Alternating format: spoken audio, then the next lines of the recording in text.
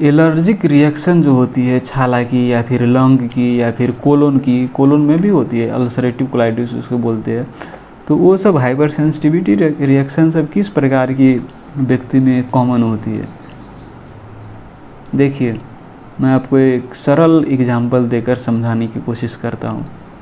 आप समझे कि नहीं समझे वो कमेंट करिएगा। जो व्यक्ति बचपन में, जवानी में बहुत सारे डिफ़िकल्ट सिचुएशन देखे रहते हैं, खाने के लिए, कपड़ा के लिए, रहने के लिए, या फिर कोई ऑक्सिलरी नीड्स के लिए, एजुकेशन के लिए, तो जितने सारे वो डिफ़िकल्ट सिचुएशन देखेगा जीवन में, वो सब उसकी मस्तिष्क उसको हैंडल करने के लिए ट्रेनिंग मिलती है मस्तिष्क की न्यूरॉन सब की, और वैसे ही सिनेप्टिक कनेक्शन सब बनती है। और बाद में वो इस व्यक्ति को कोई डिफ़िकल्ट सिचुएशन आती है तो वो पैनिक नहीं होता है, वो स्ट्रेस्ड नहीं हो जाता है, भाई क्या हो गया, उसको पाल्पिटेशन सब नहीं होने लगती है, ट्रेमर नहीं होने लगती है। वो कहता है भाई ऐसे बड़ा हमने डिफ़िकल्ट सिचुएशन देखा है जीवन में, क्या है, वो उतना उसको ज़्यादा खासे फ़र्क नहीं पड़ता है, वो अप्रोप्रिएटली हैंडल करने में सक्षम होती है। इसी तरह से जो व्यक्ति ऐसी वातावरण में रही है जहाँ साफ सफाई ज़्यादा नहीं है, वायरस, बैक्टीरिया, फंजाई, पैरासाइट्स की प्रिवेलेंस ज़्यादा है, तो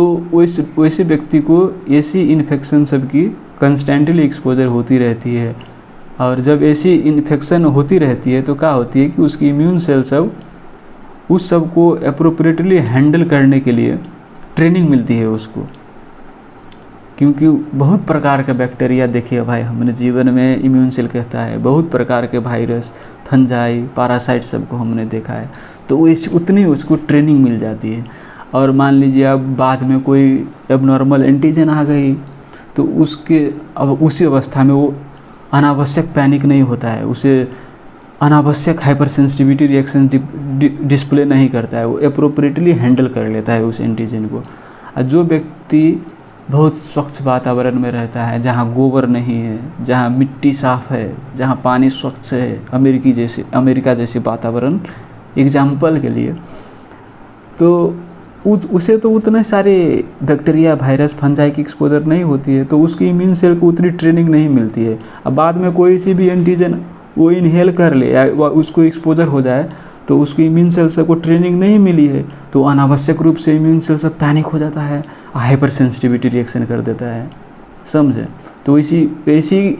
मरीज को या फिर ऐसी इंडिविजुअल को एलर्जिक रिएक्शन होने की संभावना ज़्यादा रहती है। ये एक थ्योरी है,